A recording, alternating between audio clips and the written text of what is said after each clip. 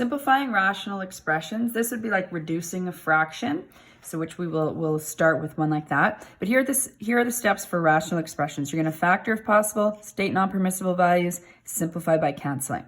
So we're going to simplify the following and state the NPVs. So I just want to start with just a fraction that we're used to. So if we have something like 10/12, we know that 2 is divisible by both numbers. So if we cut each number in half, we're going to get 5/6.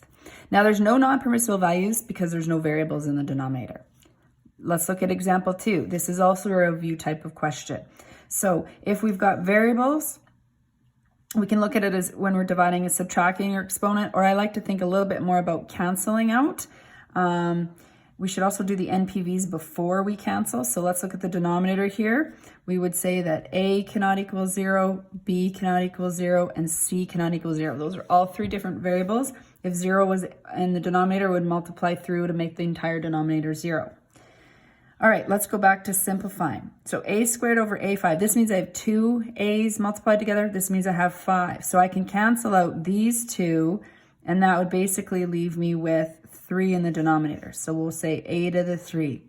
Here I have b to the 4 and b, so if I get rid of 1, that would leave me 3 on the top.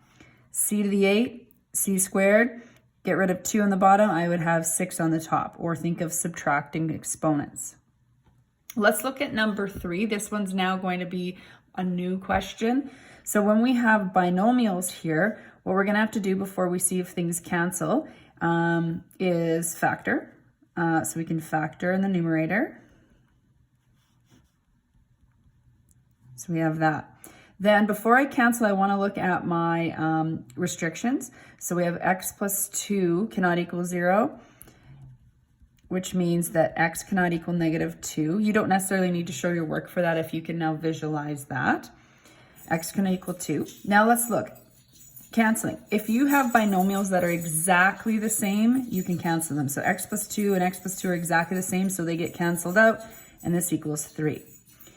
The reason we state our non-permissible values before we cancel is if we looked at our final answer only, we wouldn't even notice there was a fraction and you wouldn't see the restriction.